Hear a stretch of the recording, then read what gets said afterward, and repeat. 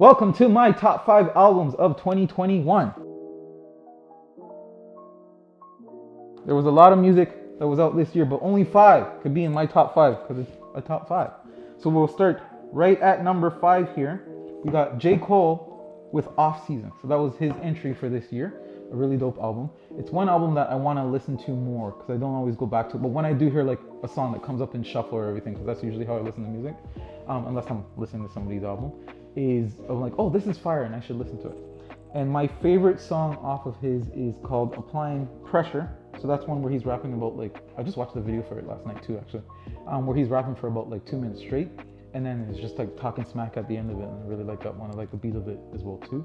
But he has a lot of dope entries, like the one with 21 Savage. The name's escaping me right now. My Life with 21 Savage and Moray is really dope as well too. I really like that one as well too. The beat of that one. It sounds like the A Lot. Yes, it sounds like it's like a continuation of the A Lot song. The beat's different, obviously, but it sounds in that same vein or whichever. But yes, from J. Cole, one of the greats.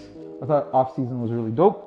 And then coming at number 4. So number 4 was a big surprise for me. So this person I haven't really listened to that much before. So this is Baby Keem, Melodic Blue. That's my number 4. It was a big surprise. I went into the album.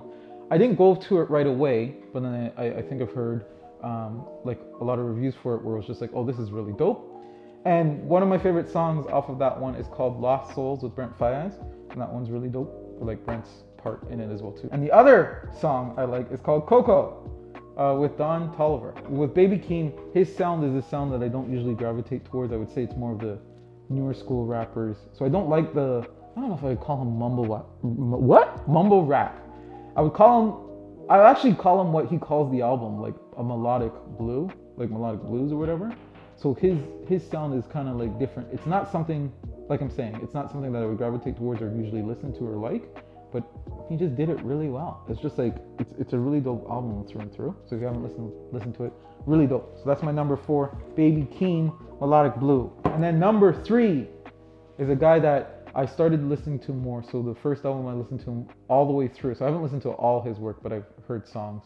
Was Igor, that came out a few years back now. I can't remember when. And that one was kind of, I guess people would say more poppy.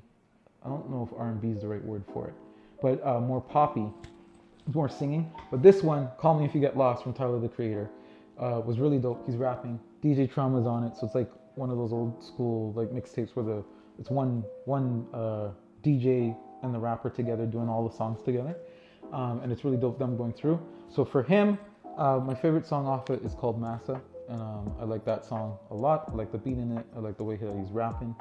And then another song, because I have 2 for him, is called Corso. So I like that one as well too, for the beat and how he's rapping in it. But this one, like, I think for him, he surprised me more, like with those last 2 albums, because I knew he was good, but I never just listened to him. I thought maybe he was more doing like edgier stuff to be like different or whatever, because I remember the first video of him is that video with like the bug crawling over him, and I can't watch it because it's going in his mouth and out of his eye or something. I don't even remember what the song is called, but I never really listened to him like that. And then like these last 2 albums have really impressed me, and he's really rapping, and like he's been on other songs this year as well too, where he's been really good. And number 2 is my favorite rapper.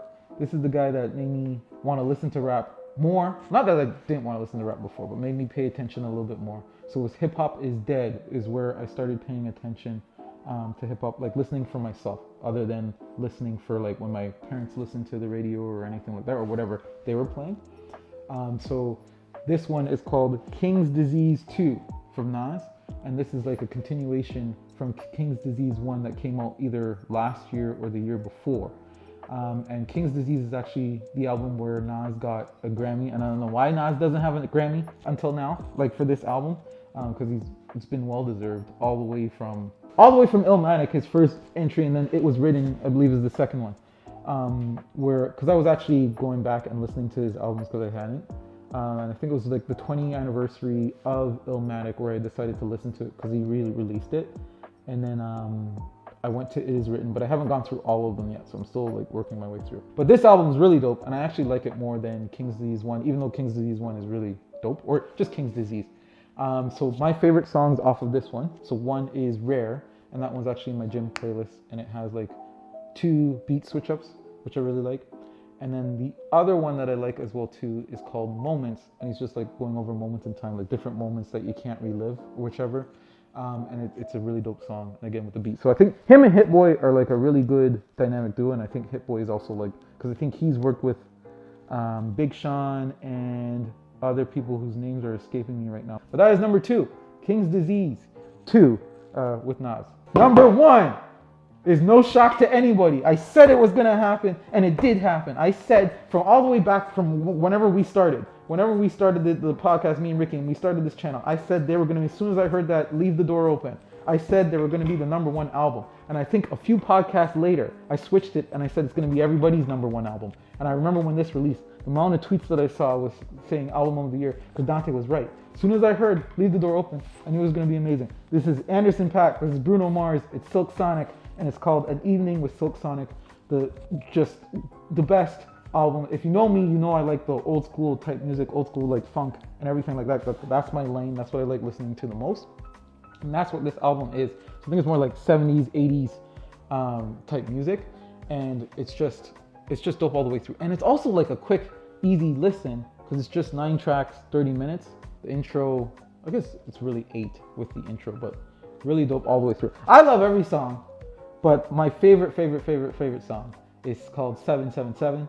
I like the beat in that. I like how funky it is, and it's like where it starts with like an airplane coming in, and it just starts heavy and funky, and like Bruno's like singing crazy in it, and Anderson .Paak singing crazy in it. It's just really dope. But that's my number 1. I'm gonna be listening to that for a long time. I hope they do more like another album together and everything like that as well too. And me, I don't usually go to concerts. I'm not really into that because I don't like being crowded, and if you're not in good seats and you're just staring at like the big screen, I don't like it. But for them, I would go to a concert. But yeah, that's my top 5. And we have some honorable mentions because I actually had a list of top 10, but we're doing top 5. And I'm just gonna go through them quickly. I'm just gonna name them off, name the album quickly.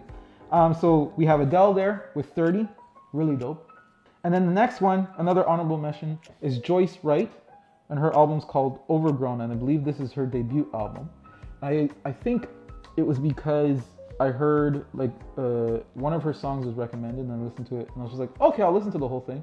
A very, very, very good R&B album, really dope. So just quickly, Jasmine Sullivan, Hotels, is another one, dope. Isaiah Rashad, The House is Burning, and Snow Allegra, I always mess up the name. Allegra? I always mess up her last name. Snow Allegra, Temporary Highs in Violet Skies.